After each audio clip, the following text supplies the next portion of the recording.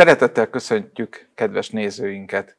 Programsorozatunkat a lelki egyensúly megőrzése, a párkapcsolatok útjain történő eligazodás érdekében indítottuk. Vendégünk dr. Laczkó Tibor, pszichiáter szakorvos, pszichoterapeuta. Köszönöm, hogy elfogadta doktor úr a meghívásunkat. Én is szeretettel köszöntöm a nézőket, és köszönöm a meghívást, örülök, hogy itt lehetek. Témánk a kötődések, vonzódások, kompromisszumok, minták, és adódik a téma címünkből, hogy miért fontosak manapság a párkapcsolatokban a minták, kötődések, kompromisszumok. Hát kezdeném a mintákkal, ez szerencsére, azt kell mondjam, hogy szerencsére egy divatos területe lett a kutatásnak, és a mindennapos gyakorlattal és mintákkal foglalkozni. Azért gondolom, hogy ez szerencsés, hogy így van, mert kicsit szellemeskedve mondhatnám, hogy a párkapcsolatok sokkal előbb elkezdődnek, mint maga az adott konkrét kapcsolat, amit aztán később majd ünnepeljük az évfordulóját.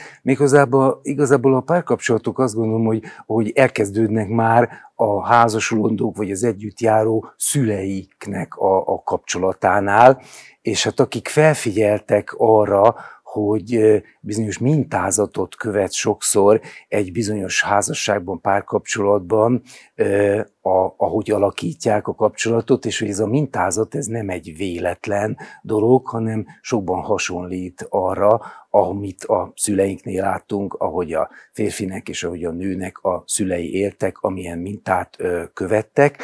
Hát ezt nevezték el mintának, vagy ezeket a mintákat igyekeznek megragadni. Hát főleg akkor igyekeznek persze megragadni, hogyha a párkapcsolatban valamilyen zavar vagy krízis adódik, akkor a szakembernek hát sokat jelent az, hogyha ő felismeri, és aztán a kliensekkel is megismerteti, hogy mik azok a minták, amiket ők követnek, mert ez a mintáknak a követése azért nagyon ritkán tudatos. Nagyon ritkán tudatos. Erre általában hát nem csak szakemberrel, persze valaki önvizsgálattal, vagy egy barátja révén is, vagy a társával való beszélgetések révén ugyanígy felismerheti mintát. Ez nem egy szakember privilégiuma, de hát általában lehet, hogy azzal könnyebben sikerül.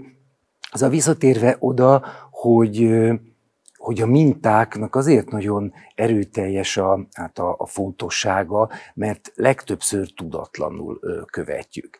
Tehát ezt a mintát nem csoda, hogy alkalmazzuk, hiszen egy gyerek elkezdi tanulni gyerekként az életet, és figyeli a szüleit. Más se csinál évekig, mint a szüleit figyeli, és azt, ahogy ők reagálnak, válaszolnak, minden apróságot megjegyez, feljegyez, és azokat a mintákat is értelemszerűen, hát nem értelemszerű lenne, hogy tovább viszi, viszont mit vigyen tovább az ember, hanem azt, amit lát. És ez olyannyira akkor is nagyon gyakran így van, amikor mondjuk a fogadkozások bennünk, főleg kamaszkorunktól, de néha még korábbról is, vagy néha későbbről, azért valljuk be őszintén gyakran elhangzik olyan, akár hangosan, vagy akár magunkban is, hogy én ezt nem fogom csinálni. Ez biztos nem így csinálom, mint a szüleim. Ezzel együtt azért sajnos igen gyakran mégis az történik, hogy valamilyen átalakított, mondhatnám elmaszkírozott formában megjelenik. Hogyha picit didaktikus akarnék lenni, persze ilyen hivatalos felosztás nincs, de mégis ez egyszerűség kedvéért azt mondhatnám, hogy vannak nyilvánvaló megjelenítések, amit mondjuk mindenki lát. Talán lehet, hogy az érintettek is látják, de a szomszédok és ismerősök, azok rögtön megjegyzik, hogy hát úgy él a feleségével, mondjuk ahogy az ő apja is bánta az anyával. Sokszor azonban azt látom, hogy az emberek megesküsznek arra, hogy semmiféle közös nincsen mondjuk a szüleikkel, sőt el is mondják, hogy én tudatosan, ifjúkoromtól kezdve arra törekedtem, hogy én biztos ne ismételjem meg azt a mintát, amit otthon láttam. Ezt szoktam én úgy elnevezni, hogy tehát elmaszkírozott vagy elfedett minták. És hát ez tulajdonképpen egy nagyon érdekes dolog, hogy ugye nem vagyok gyerekpszichológus, és azért azok ne dobjanak rám követ, csak nagyon leegyszerűsítem, hogy a gyerekek ritkán árnyalnak. Ugye nehezen tudnak árnyalni, sokszor a felnőttek is, de nehezen tudnak egy arany középutat, vagy valami árnyalatot találni. Nagyon leegyszerűsítve vagy azonosulnak, mondjuk, és mondjuk szeretnének nagyon olyanok lenni, mint mondjuk az apukájuk, vagy ellenazonosulnak, mert azt mondják, hogy ezt nem, és hát az kézenfekvő számukra, hogy a 180 fokkal elfordított irány. Hogy jön ez a mintákhoz? Ez úgy, hogy például, hogyha valaki már kijelenti gyerekkorban magában csak félhangon, hogy ezt a mintát mondjuk nem követem, mert mondok egy banális példát, mondjuk a szüleimnél láttam, hogy apám nem megfelelően nősült én szerintem, mert egy nálánál sokkal alacsonyabb intellektusú, kulturáltságú, írástudatlan, mondjuk most eltúlzom direkt, tehát egy írástudatlan nőt vett el, és hát ez mondjuk még ráadásul, akit állandóan minden nap derék szíjjal megver. És mondjuk valaki eltározza, hogy én ilyet biztos, hogy nem csinálok, és aztán valóban elindul egy olyan úton, hogy elvesz egy magas, vékony, kékszemű svéd akadémikus nőt, aki a Svéd Királyi Akadémia tagja, és akkor mondjuk a házasságok, mikor egyszer csak valamilyen zökkenőt mutat, akkor elmennek, vagy valamelyik elmegy, és azt mondja, hogy semmiben nem hasonlítok apámra, hiszen ő így és így és így nősült, bezzeg én meg pont a fordítottja szinte. És hogy ezt azt mondom, hogy ez a díszlet, a díszletek teljesen megváltoztak, de hogyha az ember belemélyed egy picit, akkor azt látja, hogy ő ugyan mondjuk derékszíjjal nem veri a feleségét minden nap, csak ha az főz valamit, akkor mondjuk megjegyzi, hogy mikor tanulsz már megfőzni, mert ez ehetetlen. Vagy ha valahogy felöltözik, akkor azt mondja, hogy nem ilyen szoknyát kéne felvenned, hogyha már ennyire görbe a lábad. Tehát, hogy igazából a minta az nem a külsőségeken múlik, nem is azon, hogy Kelet-Európában élünk-e, vagy Svédországba költözünk, vagy akadémikust veszünk el, vagy írástudatlant, hanem sokkal rejtettebb. Ez már egy minta, hogy az apámtól is azt láttam, hogy lehúzza és megalázza. Ezt egy teljesen megváltoztatott díszletek közt, és esetleg sokkal finomabban, úgyhogy én magam sem veszem észre, de pontosan azt a mintát követem. Mégis úgy gondolom, hogy régen sokkal kevesebb vállás volt, mint manapság. Tehát a minták általában, ahogy ön is mondja, hogy régebben azért holtomiglan éltek együtt a párok, ma pedig hát tudjuk, hogy nagyon megnőtt a vállások száma. Tehát gondolom akkor a kompromisszumok és a kötődések is nagyon fontosak az előbb említett minták után. Így van, így van. Még egyetlen percet kérek, csak mielőtt a megkötendő kompromisszumokra rátérünk. A mintákat lezárandó, csak annyit szerettem volna mondani, hogy a minták honnan eredhetnek, ez sem egy tudományos közlés a részemről, mert nem tudom, hogy hány pontra osztják ezt fel mondjuk a szakkönyvek, vagy erről szóló irodalom, de egy érdekes jelenség van, ami alapján didaktikusan, és ez tényleg az utolsó a mintákról, mondjuk meg az eredetüket mondjuk meg lehetne határozni, és ebből egy érdekes, amit több ismert pszichológus is kutat és könyveket ír róla, ez a transzgenerációs minták. Ez egy roppant izgalmas terület, és én a mindennapos gyakorlatban is azt látom, hogy ezek élnek és működnek. Sokszor vissza tudom követni, hogy nem csak a szülőnél, de a nagyszülőnél, a dédszülőnél, a nagy ritkán nagy szerencsém van, és még az szülőkről is lehet tudni esetleg kisebb részleteket, hogy éltek egészen. Tehát, hogy ezek úgy tudnak átadódni generációról generációra, hogy sokszor évszázados folytonosság van, hogy ebben a családban a nők így és így élnek, a férfiak így és így viszonyulnak. Tehát ez tényleg nagyon érdekes. Személyesen azt gondolom, ennek semmi tudományos alapja nincs, vagy nem biztos, hogy van, hogy mindaddig történik ez a láthatatlan transzgenerációs átadás, mintaátadás, amíg az egyik generáció nem fogja magát és meg nem oldja. Én abban hiszek, hogy nem csak magunkért érdemes mondjuk egy ilyen mintát föltárni és megoldani, hanem talán majd tehermentesítjük a alattunk következő generációkat azzal, hogy valahol egyik ponton meg lett oldva, de hát ez már lehet, hogy a spiritualitás irányába mutat, úgyhogy ebbe nem mennék. Téma. És még egy dolgot akartam elmondani, amiben én hiszek a mintákkal kapcsolatban, és ez most már a mintákon túl is mutat, mert nem csak a mintákkal függ össze, ezek a bizonyos, ha mondhatom picit angolosan, hogy a skillek.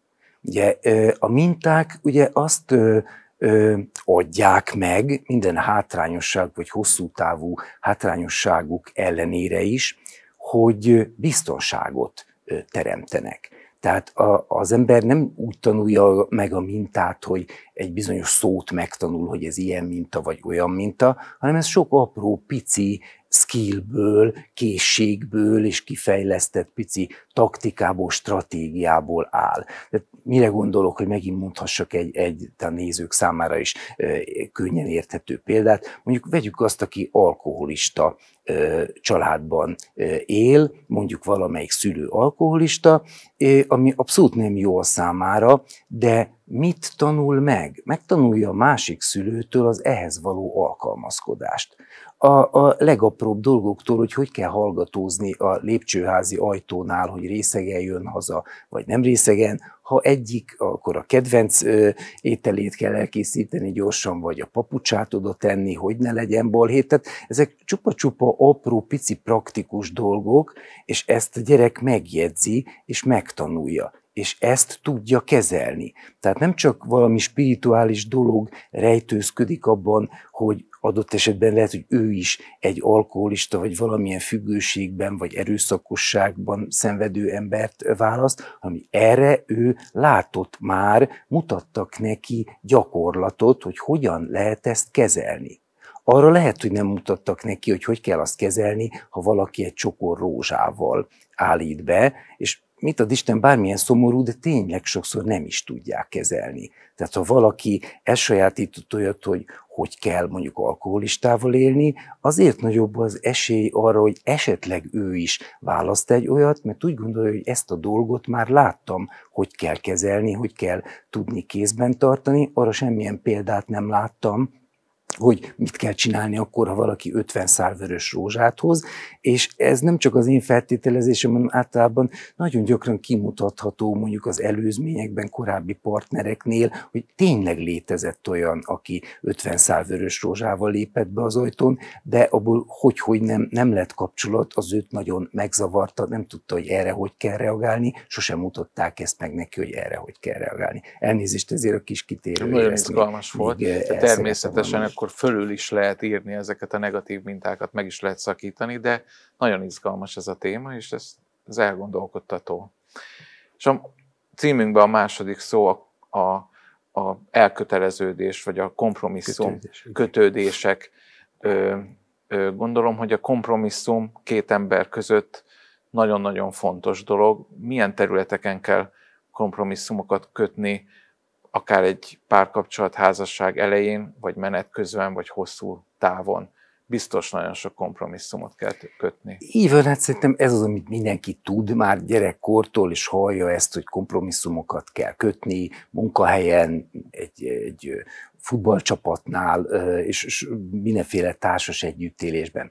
De valójában nem erre gondoltam. Tehát nem az olyan megkötendő kompromisszumokra gondoltam, hogy ha az egyik tengerparton szeret nyaralni, a másik a hegyekbe, akkor menjenek a kettő közé félútra, vagy akár csak úgy, hogy menjenek egyik évbe tengerpartra, a másik évbe hegyekre. Persze, hogy ezeket az emberek úgyis megtanulják, vagy rákényszerülnek, de nem ezekre a kompromisszumokra gondoltam.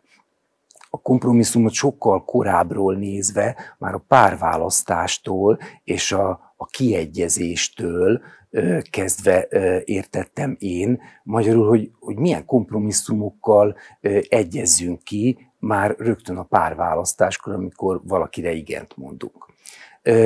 nem szeretnék sem moralizálni, se pedig hát ilyen társadalom pszichológusnak feltüntetni magam, vagy túl messzire belemenni társadalmi folyamatokba, de azt gondolom, hogy azért mégiscsak azt lehet látni, hogy a modern korban ez a kompromisszum kötés a partnerrel, hogy kit fogadok el, ez azért jócskán lecsökkent.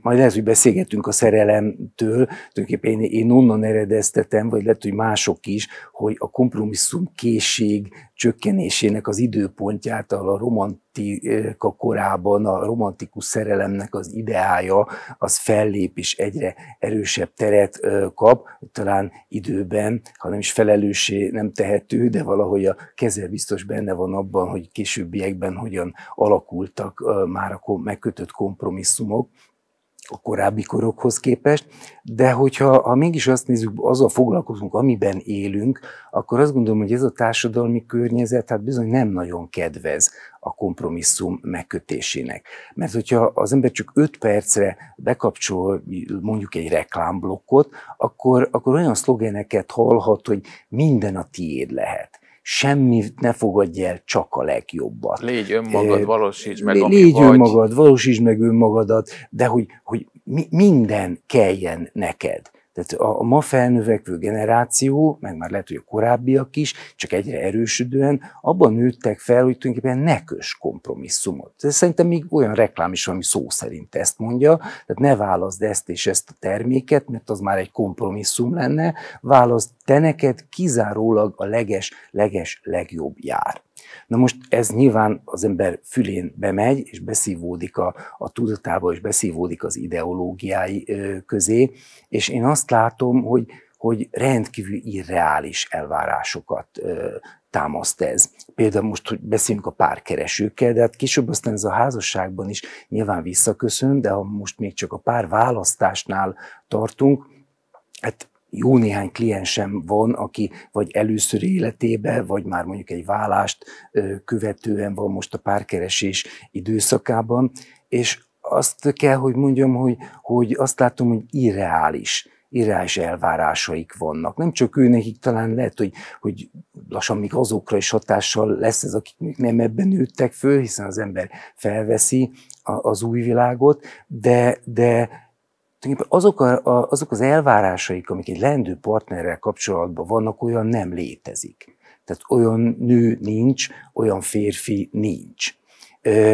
Általában van is listája a klienseimnek, vagy a fejükbe, vagy el is mondatom velük csak kíváncsiságból, hogy körülbelül mégis mibe gondolkodik, milyen partnert gondolt el magának, és akkor szinte fejből már betanulva egy hosszú listába kezd, magas legyen, jól nézzen ki, felsőfokú, tehát hogy nem sorolom, tehát egy olyan lista van a fejében, ami nem biztos, hogy létezik olyan ember. Azt már csak 2 zárójel között mondom, hogy sokszor, ha kerülő úton térek rá egyik vagy másik tulajdonságra, amit mondjuk a terápia legelején felsorolt, akkor már kerülő úton nem direkt szembesítve vele, akkor azt mondja, hogy jesszus, tehát olyan, az biztos ne legyen olyan, de a listái közt szerepel, mert ezt tanulta meg, hogy egy tökéleteset kell felsorolni.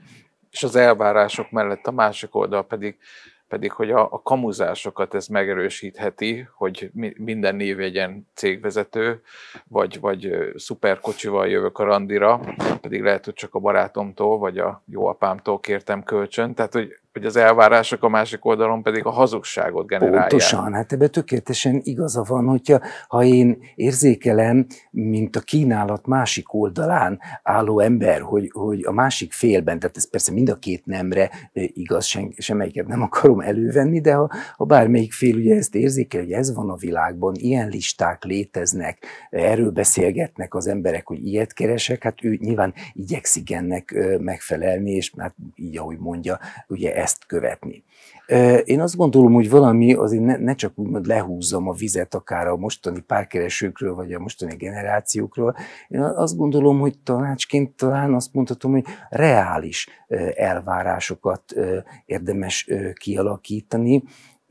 Én például nem az én hasonlatom, vagy metaforám ez, hanem az egyik mesteremé, és szupervájzoromé, Tapolyai Emőke pszichoterapeuta mondta azt, aki Amerikában hosszú időt töltött el, és ennek megfelelően pragmatikus is a gondolkozása, hogy hát ki az, aki befekteti a pénzét, mert tulajdonképpen egy párkapcsolat az vehető egy befektetésnek, mikor fektetünk be? Hát 50% esély mellett, hogy megtérül, még senki se fektet be, ugye 60%-tól már esetleg. Aki nagyon óvatos, az lehet, hogy csak 80-ra, 90-re. Most hogy jön ez ide? Hát úgy, hogy az emberek illeszkedése, úgyhogy ugye kezemmel is mutathatom, ugye sosem lehet 100%, hiszen két egypetéjű ikerpárré is fölismerik a szülei, tehát nem 100%-ban illeszkednek egymáshoz, később aztán szokásaikban se, vagy sportjukban se. Tehát magyarul, ha abból indulunk ki, hogy elfogadjuk azt a realitást, hogy két ember közt spirituálisan, érzelmileg, érdeklődési körben, bármi más szexuális igényekben egyszerűen lehetetlen, hogy 100% legyen az illeszkedés, akkor jön az a kérdés, hogy mivel egyezzünk ki. Tehát, hogy ez viszont már tényleg az emberek habitusára van bízva, csak legalább legyenek benne tudatosak, hogy van olyan ember, ezt látjuk, hogy ő egy 70%-os illeszkedéssel ki tud békésen egyezni, és van, aki egy 95%-os illeszkedéssel is azt mondja, hogy ha én megtalálnám a tökéletes páromat, mert ő nem szereti a természetjárást, és mondjuk a barátaimmal kell menni, és őt ez a 5% hiányzó illeszkedés zavarja. Én azt gondolom, hogy érdemes azon elgondolkodni, hogy mekkora elég nekem, és miért nem elég, vagy elég lesz-e, élhető lesz-e, ekkora és ekkora, és ekkora, nem akarok számokat mondani. Igen, de ez egy racionális gondolkodás, és ha már említette a szerelmet, és a műsorunk is Bálint napkor, Valentin napkor kerül adásba, hát a szerelem meg nem az akaratunktól függ.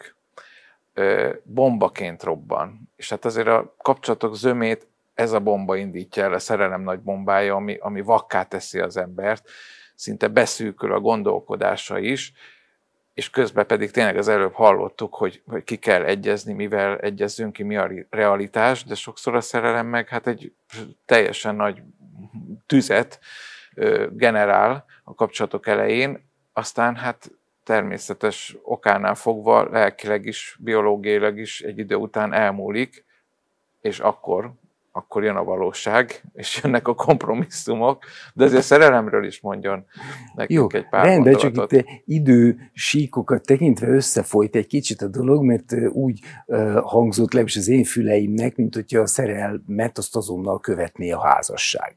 Tehát, hogy való igaz az, hogy a szerelem nagyon nehezen irányítható akarattal, bár azért zárójelben jegyezzük, hogy keresni lehet, és aki keres, az talál, vagy az könnyebben talál, de valójában tényleg így van, hogy az más.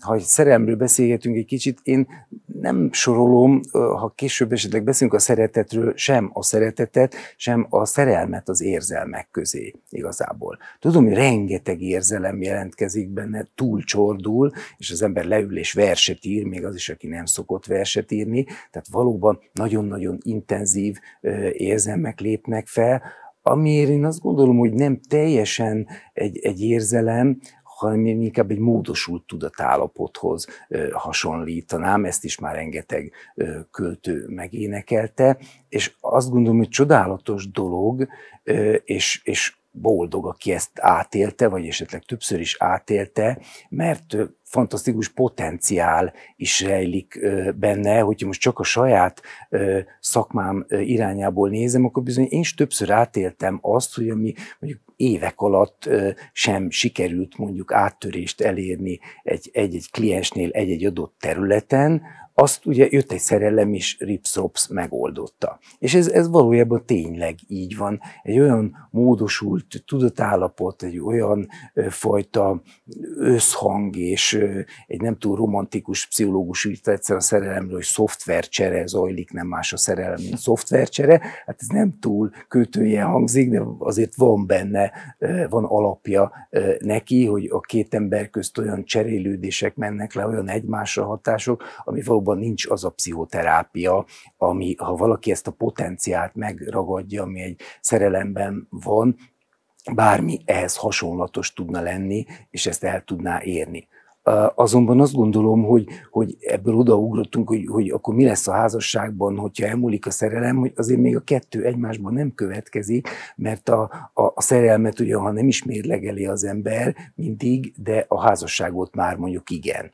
És nem feltétlen biztos, nem kell velem egyetérteni, nem biztos, hogy a legnagyobb szerelmekből lesznek a legjobb házasságok. Tovább megyek, nem biztos, hogy egy nagy szerelemnek házassággal kell végződnie. És manapság miért olyan nehéz az elköteleződés a hosszú távúra egy párkapcsolatban? Hát az elköteleződés az valóban nagyon nehezen megy. Már utaltam arra, hogy nagyon nehezen fogadunk el tökéletlent mostanában, és ezt nem akarom elismételni. Én azt gondolom, hogy az elköteleződés, na kezdjük egy picit korábbról. Tehát, hogy ha mégiscsak azért visszamegyünk oda, hogy milyen folyamatok zajlanak le, és milyen folyamatok erősödtek meg az emberekben, akkor én azt látom, hogy egyre hajlamosabbak vagyunk veszteségként megélni, amiből kimaradunk.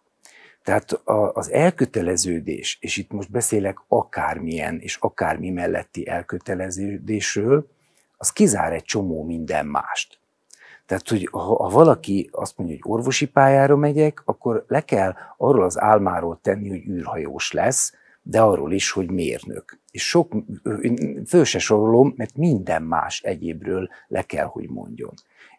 És ez így mehetnék sorba, ha azt választom, hogy fél életemet a kosárlabdázásnak szentelem, akkor már biztos, hogy nem leszek híres jégkorongozó, és a többi, és a többi. És ez nyilván így van, hogyha én elköteleződök egy partner mellett, akkor már másik partner azok kimaradnak az életemből. Tehát, hogyha mellett köteleződök el, és itt nem csak egy konkrét személyről van szó, hogyha Anna mellett köteleződök el, akkor egy csomó más lányt nem tudok kipróbálni, sose fogom megtudni, milyen velük, vagy milyen lehetne velük, hanem azt gondolom, hogy nyilván ez érinteni fogja a preferenciákat is. Tehát, hogyha elköteleződök mondjuk egy olyan kapcsolat mellett, amiben több a szellemi sík, vagy erősebb a kapcsolódás mondjuk a szellemi síkon, akkor nyilván nem, hogy kimaradok, de hát egy másfajta dolog lenne, ha egy olyat választanék, ami inkább testi síkra, vagy inkább a biológiai síkon alapul. De hát sokfélét nem lehet választani, és én azt gondolom, hogy talán ami felerősödött az emberekbe pszichológiailag az elmúlt évtizedekben, hogy csökkent a veszteségtűrésük. És valahogy nehezebben fogadnak el nem csak úgy tökéletlenebb dolgokat, de hogy én azt látom, lehet, hogy nincs így, hogy sokkal nehezebben küzdenek meg veszteségekkel. Senki nem is jó dolog egyébként a veszteség, tehát nem azt mondom, hogy szándékosan keresni kell, de talán régebben könnyebben ment ez a fajta veszteség, hogy hát ez nem lettem, ez így lett, egy más lettem. Most mindenki, mint hogyha nagyon erőteljesen kerülné a veszteségeket, márpedig elköteleződni az egyrészt egy nyereség, mert valakit megnyertem, másrészt ugye egy veszteség is, sőt nagyon sokfélefajta veszteség. És érdekesek az emberek, mert abban nem azt látom, hogy nem csak a konkrét dolgok elvesztése egy szülőnek, egy autónak, egy háznak, vagy bármi más szeretett tárgyamnak, tehát amit valóban megvolt és valóban az enyém volt, annak az elvesztése vált ki erős gyászt és fájdalmat, de sokszor a potenciális lehetőségek elvesztése az éppen ekkorát, vagy akár nagyobbat is. Márpedig, hogyha elköteleződünk, akkor rengeteg potenciált elvesztünk, amiket felsoroltam, hogy potenciált erre, arra és amarra. És a mai világban, a kommunikációban a megbocsátás se annyira divatos. Tehát, hogy bocsássuk meg a hibákat. Igen, ez így van. Tehát, hogy Két dolog jut erről eszembe. Valóban most ugye a Topolyai Emőke másodjára kerül szóba. Egyszer hallgattam egy előadását, amit talán épp a múlt évi Valentin napon mondott el valahol, és lehet, hogy még megkereshető, ahol ő az erények felől közelítette meg, és ott felsorolt általa hát önkényesen kiválasztott, de fontosnak, vagy legfontosabbnak tartott 7 erényt, és abban most, hogy ezt mondja, érdekes, hogy benne szerepelt a megbocsátás is, mint a 7 közül az egyik legfontosabb erény. Két dolog jutott erről eszembe. Az egyik az, hogy a megbocsátás sokszor azért megy nehezen, mert ha sérelem ér engem, az ugyan nem jó dolog, viszont az egy fegyver. Az egy potenciális fegyver. Tehát a sérelem el nem engedésével, és annak a felemlegetésével, azzal tulajdonképpen a másik könnyen túlszá válik a kezemben. Ha bármilyen szituációban én azt mondom, hogy tudom, hogy mit tettél tavaly nyáron, ugye akkor a másik félig meddig a kezemben van, és hát ugye az emberek nem szívesen mondanak le potenciális fegyvereikről, vagy potenciális fölényükről, tehát ez is egy dolog, ami a megbocsátás ellen hajtóerő. És le kell mondani, sőt, nem jó az a magyar mondás, vagy nem igaz, hogy megbocsátok, de nem felejtek, igenis el kell felejteni, tudat alá kell nyomni negatív dolgokat, tehát az szerintem az a megbocsátás, amikor elfelejtem azt a negatív dolgot. Hát így van, és hát, hogy itt azt nem veszik sokan észre esetleg, hogy a megbocsátás nem adnak az érdeke, akinek megbocsátok, mert sokszor így állítják be, hogy annak persze akkor milyen könnyű lesz, vagy milyen jó lesz, hogy megbocsátottam neki, valójában az én érdekem is, hogy megbocsássak. Még egy dolog a megbocsátásról eszembe jutott, amit szinte a mindennapokban látom, hogy miért is okoz zavart a megbocsátás, az meg az ellenkező indítatás. Hogy sokan azt mondják, hogy ez és ez történt, de hát ezt meg kell bocsátanom, vagy azért, mert keresztény vagyok kell, vagy humanista, vagy most teljesen mindegy, de ő azt mondja, hogy kérdezem például, és haragudott ezért? Nem, hát én megbocsátó vagyok, én megbocsátottam. Sokszor pontosan ezért nem sikerül, igazából is az nem csak párkapcsolatokra, de mondjuk szülő-gyerek kapcsolatokra, régmúltra is sokszor igaz, hogy 10-20-30-40 év telik el, és a megbocsátás nem jön létre, vagy nem sikerül, és én azt látom, hogy azért, mert az emberek át akarnak ugrani egy dolgot, és az a harag. Tehát nem lehet megbocsátani kimondott, kifejezett harag nélkül. És most nyilván nem azért jöttem, hogy a haragról beszéljük, csak azt mondom, hogy olyan megbocsátás számomra hiteltelen, mikor valakit egy nagy sérelem ér, és azt mondja, hogy jó, de megbocsátok. Tehát nincs nálam ennek, hogy mondjam, érzelmi alapja, hitelessége. Először haragudni kell, és ha valaki haragszik, értelemszerűen szerintem az az ember tud megbocsátani. Na most ezt nyilván nem a haragról akarok beszélni, mert Valentin napról nem azért jöttem, ez már inkább átvezet oda, amire nem tudom, ma jut-e idő beszélni, de a párok közti érzelem kifejezés és intimitás, hogy hogyan fejezzük ki érzelmeinket, akár például a haragot is sokkal jobban jár mindenki, ha harag ki lesz fejezve, mint hogyha akár csak fölemlegetve lesz, vagy egy tüske marad belőle. Említette, hogy a szeretetet nem tartja érzelemnek. Hagy vezessen be ezt a témát, mert szeretném, hogyha a szeretetről is ejtenénk egy pár szót.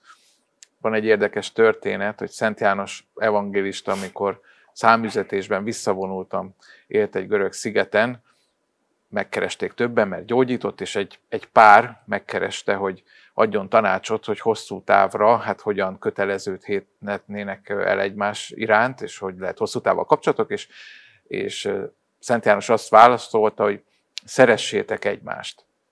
Kicsit csodálkozott erre a pár, mire azt mondta Szent János, hogy mert ennyi elég. Ennyi elég, doktor úr? Hát nem szeretném egy szent szavait kétségbe vonni, de hirtelen egy hasonlat jutott az eszembe, hogy mondjuk egy edző kiküldi a futballcsapatát, és azt mondja nekik, hogy rúgjatok gólt. És mondjuk tegyük föl, az egész csapat ezt lelkesen elfogadja, és megfogadják, hogy gólt fogunk rúgni. De hát aztán lehet, hogy 9-0-ra kikapnak. Tehát, hogy a hasonlat gondolom érthető, tehát, hogy valóban egy párkapcsolat, hát min alapulna, ha nem a szereteten alapulna, ez triviális és részemről se vitatott dolog. Csak körülbelül egy olyan edzői tanácsnak gondolom, mint hogy rúgjatok jó sok gólt. Tehát, hogy valami gyakorlat kell, tehát, hogy ezen alapul, de hát ezzel azért elég nehéz akár a megbocsátáshoz, intimitáshoz, kitartáshoz, más olyan dolgokhoz eljutni, azok készségek, mint ahogy utaltam is a másik előadóra, hogy ő is úgy közelítette meg, hogy milyen készségek kellenek, de ha már ugye utalt arra, hogy én azt a provokatív megjegyzést tettem, hogy nem érzelem, akkor ki is állok emellett, mert tényleg nem sorolom az érzelmek közé a szeretetet. Ha már valahova muszáj osztályozni, és valahova betenni az agyi funkciók közül, akkor én azt gondolom, hogy még leginkább az akarati funkciók közé tenném én. Tehát, hogy a szeretet az leginkább akarat. Ezzel tudom, hogy ellenében megyek annak, akik azt mondják, hogy nem lehet valakit akarni, szeretni, de hogy azért annak, amit én mondok, némi történelmi előzményei vannak, hogy például csak arra utaljak, hogy mit mond a 10 parancsolat. Ugye nem azt mondja, hogy ha van kedved és megértetted és tetszik neked, akkor szeresd az Istent, hanem meg van parancsolva. Utána pedig folytatódik, és az is meg van parancsolva, hogy szeresd fele barátodat. Tehát, hogy most nem akarok persze vallásba belemenni, és nem is azért említettem ezt, csak hogy akik akkor éltek, amikor ezt mondjuk 2500 évvel ezelőtt írták az Ószövetséget, nagyon is jól tudták, hogy meg lehet parancsolni. Tehát elő lehet írni, és lehet akarni. És hogy egyébként, hogy ez mennyire a nézők ne essenek tévedésből, hogy ezt valamilyen vallásos indítatással mondtam, vagy ajánlással mondtam, hogy még annak a 10 parancsolatnak is vannak történelmi előzményei, mert még annál is sokkal régebbi törvényeket találtak mondjuk Közép-Keletről, ahol az alkotmányba bele volt írva egyes pontba, hogy az uralkodót szeretni kell. Tehát, hogy az, hogy ezt lehet vagy nem lehet, ez teljesen más kérdés, csak mindegy, az, hogy akkori emberek még tudták azt, hogy akarat az kell a szeretethez. Hát sajnos lassan lejár az időnk, de még, mert órákig tudnánk ezekről a témákról beszélgetni, van-e valami, amit még elmondana ebbe az adásba a kedves nézőknek? Hát valóban még több mindennel készültem, most hirtelenjében az elmaradt dolgokban, hát azt gondolom, hogy egy dolgot azért még kiemelnék. Reméltem, hogy esetleg jut idő beszélni egy picit a kapcsolódásokról, hogy az emberek közti kapcsolódások milyenek, pontosabban ki milyen kapcsolódásokat preferál az életében. Gondolok itt mondjuk 4 alapvetőre, hogy spirituálisan lehet valakihez kapcsolódni, szellemileg, kognitív síkon, érzelmileg, és hát nyilván fizikailag is lehet kapcsolódni. Ebből valamit megtanulunk, valahogy kapcsolódunk a szüleinkhez, ezt már nem megyek bele, mert erre szerintem a műsoridő már nem alkalmas, de valamit mindenki hoz, hogy mi az ő általa leginkább preferált kapcsolódás. Mit tart a leghatékonyabbnak, hogy egy fontos emberhez hogyan is lehet kapcsolódni. És hát ezt az említett 4-et mondtam én didaktikusan, nyilván az a jó, hogyha ezek arányosságban vannak, vagy valahogy valaki újat tanul. Lehet, hogy ő azt tanulta meg, hogy legjobb testi síkon kapcsolódni, vagy leghatékonyabban szellemi síkon lehet valakihez kapcsolódni, de ugye egy kapcsolatot azt egyoldalúvá tesz egy idő után, és hogy egyetlen egyet emeljek ki zárszóként, ez pedig az érzelmi kapcsolódás, vagy másképp intimitásnak is mondhatnám, vagy hogy ez félreérthető, hogy itt nem a testi intimitásra gondolok, akkor a bizalmasságra gondolok. És azt gondolom, hogyha valamire buzdíthatnám a nézőket, hogy a kapcsolataikon javíthassanak, vagy még jobbá tehessék őket, akkor ez az intimitás lenne, ami szerintem a mostani kapcsolatokban hát meglehetősen hiányos. A világ sem, úgymond, bár nem akarok mindent a világra húzni a vizes lepedőt, de ez sem abba az irányba mutat. És a párok sokszor vagy nem tanulták meg, vagy valami miatt kerülik, vagy összetévesztik valamivel. Tehát például nagyon hosszú beszélgetések, sok együttlevés, és sok tartalmas, hosszú beszélgetés, az lehet, hogy semmi intimitás nincs benne. Még akkor is lehet, hogy semmi intimitás nincs benne, vagy bizalmasság, hívjuk már, próbálom magyarul elnevezni, tehát, hogy bizalmasság nincs benne, mert nem adok magamból eleget, nem mutatom meg magam, nem közlök érzelmeket. Lehet, hogy a témák nagyon komolyak, életről, halálról, föld jövőjéről, és különböző nagyon komoly kérdésekről beszélek, és nem felszínes dolgokról, de hiba azt gondolni, hogy ezzel tulajdonképpen ez a kapcsolat megtartja, vagy fejleszti a két ember közti intimitást és bizalmasságot, mert ezek inkább szellemi dolgok. Megosztom azt, hogy mit gondolok valamiről, milyen ideáim vannak, milyen következtetéseim vannak. Ugyanazt a dolgot meg lehetne beszélni úgy, hogy valamit adok magamból. Ez viszont kockázatos, és ahogy beszéltük is, ezt a kockázatot nem mindig az emberek félnek, mert mindenkinek van sebe, és az, hogy ha mutatok magamból valamit, óhatatlan lehet, hogy a sebeimet is észreveszik, és ezért ezt a legtöbb ember elkerüli, de hát hogyha most már tényleg le kell zárni, és ebben hosszabban nem megyünk bele, hogy ez hogy mutatható meg, és milyennek a gyakorlata is, hogyan lehet ezt elkezdeni, ez majd esetleg egy későbbi műsorra marad. Én azért mégis azt mondanám, az emberek meg figyeljenek oda, hogy ezekből a beszélgetésbe közöljenek tényleg valamit magukról, és ezt a legjobban úgy ellenőrizhetik le, hogy közöltem-e valamit, hogy megnézik, hogy volt-e valamilyen érzelem elhangzott-e a számból. Egész más azt mondani, hogy velem ez és történt, elváltak a szüleim 1981-ben, apám ekkor és ekkor költözött, ez nem bizalmasság. Azt mondani, hogy amikor apám elköltözött, az nekem nagyon fájt, napokig sírtam, és még mindig, ha a tévében meghallom, hogy vállás, összeszorul a gyomrom, ezt most csak példaként mondtam rögtönözve, ez egy intim közlés, ez egy bizalmasság növekedéséhez vezet a két ember közt, a másik meg valami elbeszélés. Hát valamit ott is lehet, hogy közlök magamról, mert nem titkolom el, hogy elváltak a szüleim, de nagyon-nagyon alacsony és csekély az intimitás szintje, bizalmassági szintje, és azt gondolom, ha most már tényleg befejezem, hogyha valami tanácsot így a sok el nem hangzott, meg a sok elhangzott között mondhatnék, az, hogy ezt igyekezzenek az emberek növelni a kapcsolataikban. Nagyon szépen köszönjük, és bízom benne, hogy lesz alkalmunk folytatni a beszélgetést ezekben a témákban. Kedves nézőink, remélem, hogy hasznos volt velünk tölteni az elmúlt perceket. Együtt, veled és neked. Remélem, hogy sikerült. Viszontlátásra!